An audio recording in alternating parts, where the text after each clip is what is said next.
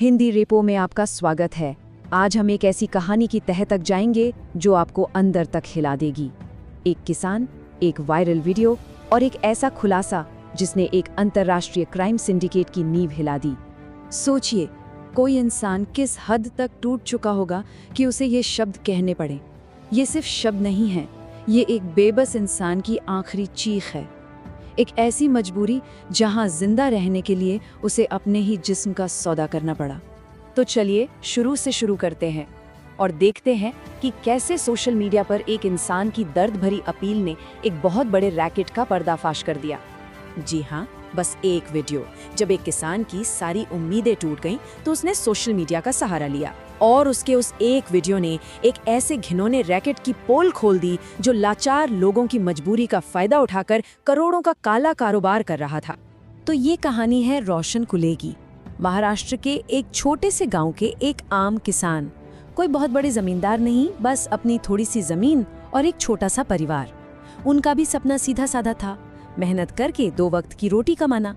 पर उनकी जिंदगी में एक ऐसा तूफान आया जिसने सब कुछ तबाह कर दिया। और जानते हैं, इस पूरे जानलेवा जाल की शुरुआत कहाँ से हुई? एक बहुत ही मामूली रकम से।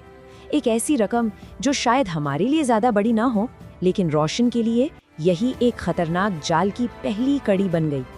सिर्फ 1 लाख रुपए। बात है 2021 की। रोशन की फसल खराब हो गई थी, घर चलाना मुश्किल था, तो उन्होंने एक साहूकार से ये पैसे उधार ले लिए। सोचा था अगली फसल आएगी तो सब चुका देंगे, पर उन्हें क्या पता था कि ये कर्ज उनकी जिंदगी का सबसे बड़ा नासूर बन जाएगा। तो देखिए कैसे ये जाल फैलता गया। 2021 में 1 लाख का कर्ज लिया, उसे चुकाने के लिए दूसरा कर्ज, फिर तीसरा। 2022 आते आते कर्ज बढ़कर 12 लाख से भी ज्यादा हो गया। रोशन ने अपनी जमीन बेची, अपना ट्रैक्टर बेचा, घर के गहने तक बेच दिए, पर कर्ज वो कम होने की जगह बढ़ता ही चला गया। और फिर आया अक्टूबर 2024, जब उनके पास बेचने के लिए आखिरी चीज बची थी, उनकी अपनी किट। और इसकी वजह थी ब्याज की दर, जो सुनकर आपके होश उड़ जाएंगे। 40%। और ये सालाना नहीं था, हर महीने 40% ब्याज। मतलब ये तो सीधा सीधा एक ट्रैप था, एक ऐसा दलदल जिससे कोई कभी बाहर निकल ही नहीं सकता। और उसी 40% महीने के ब्याज का नतीजा ये हुआ कि वो 1 लाख का कर्ज, ब्याज और पेनल्टी लग कर 74 लाख रुपए बन गया। 74 लाख। कहाँ से चुकाता एक छोटा किसान इतने पैसे? ये तो नामुमकिन था। और जब रोशन पैसे नहीं दे पाए तो शुरू हुआ जुल्म का दौर। उन्हें धमकियां दी गईं, उनके साथ मारपीट हुई। बात यही नहीं रुकी, साहूकार उनके परिवार को भी परेशान करने लगे। उनसे जबरदस्ती खाली कागजों पर साइन करवाए गए। और तो और, हर दिन की देरी पर 5,000 रुपए की पेनल्टी अलग से। मतलब ये वसूली नहीं थी, ये सरासर गुंडागर्दी। जब रोशन पूरी तरह से हार गए और बोले कि मेरे पास अब बेचने को कुछ नहीं है, तो जानते हैं साहूकार ने क्या कहा? उसने कहा, अपनी किडनी बेच दो।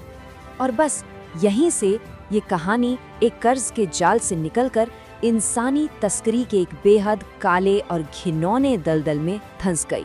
अब हम बात कर रहे हैं इस कहानी के सबसे स्याह हिस्से की। एक ऐसा बाजार जहां इंसानी जिंदगियों का सौदा होता है, जहां शरीर के अंगों की कीमत लगाई जाती है। इस रैकेट का काम करने का तरीका देखिए। रोशन जैसे मजबूर डोनर को दिए जाते थे महज 5 से 8 लाख रुपए, लेकिन जिस मरीज को वो किडनी मिलती थी उससे वसूले जाते थे 50 से 80 लाख रुपए। मतलब हर एक सौदे में सीधा सीधा 10 गुना से भी ज्यादा का मुनाफा। और ये खेल सिर्फ भारत तक ही सीमित नहीं था, ये एक इंटरनेशनल रैकेट था। आपको पता है रोशन को अपनी किडनी निकलवाने के लिए कहाँ ले जाया गया? कंबोडिया। इससे साफ पता चलता है कि ये लोग कितने बड़े लेवल पर देशों की सरहदों के पार अपना नेटवर्क चला रहे थे। तो आखिर कौन थे वो लोग जो इस पूरे घिनौने खेल को चला रहे थे? पुलिस की जांच में कुछ बड़े नाम सामने आए हैं। इनमें एक एजेंट था, रामकृष्ण संचू, जो खुद को डॉक्टर बताकर लोगों को फंसाता था। दूसरा एजेंट था हिमांशु भारद्वाज।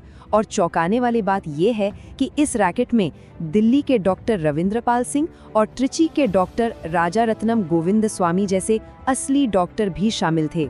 अब तक इस मामले में 8 लोगों को गिरफ्तार किया जा चुका है। और इस कहानी का सबसे दुखद पहलू है शोषण का ये चक्र। ये जो एजेंट है ना, हिमांशु भारद्वाज, वो खुद कभी एक पीड़ित था। उसने भी अपनी मजबूरी में अपनी किडनी बेची थी और बाद में वो खुद इस रैकेट का हिस्सा बनकर दूसरे मजबूर लोगों को फंसाने लगा। मतलब जो खुद शिकार था वो ही शिकारी बन गया। लेकिन क्या इसके लिए सिर्फ ये अपराधी ही जिम्मेदार है? ये कहानी हमारे सिस्टम पर भी कई गंभीर सवाल खड़े करती है। अब ये सुनिए, अपनी किडनी बेचने और साहूकारों का थोड़ा कर्ज चुकाने के बाद भी जब रोशन को परेशान किया जाता रहा तो वो पुलिस के पास गए। पर जानते हैं क्या हुआ? 4 महीने, पूरे 4 महीने तक उनकी शिकायत पर कोई कार्रवाई नहीं हुई, FIR तक दर्ज नहीं की गई। लेकिन मामला सिर्फ पुलिस की नाकामी का नहीं है। एक्सपर्ट्स का मानना है कि असल जड़ तो हमारा कानून है। भारत का अंग प्रत्यारोपण कानून 1994, जिसे THOA भी कहते हैं, वो ही कमजोर है। उसमें कई ऐसी कमियां हैं जो इन रैकेट्स को पनपने का मौका देती हैं और कमजोर लोगों को बचाने में नाकाम रहती हैं। और आखिर में ये एक सवाल हम सबके लिए है, एक ऐसा सवाल जो रोशन की कहानी का सार है। जरा सोचिए, एक ऐसी हालत के बारे में जहां एक इंसान को जिंदा रहने के लिए अपने ही शरीर का एक हिस्सा बेचना पड़े। अगर किसी नागरिक की ऐसी नौबत आ जाए तो हमारा कानून, हमारी पुलिस, हमारा पूरा सिस्टम आखिर है कहाँ?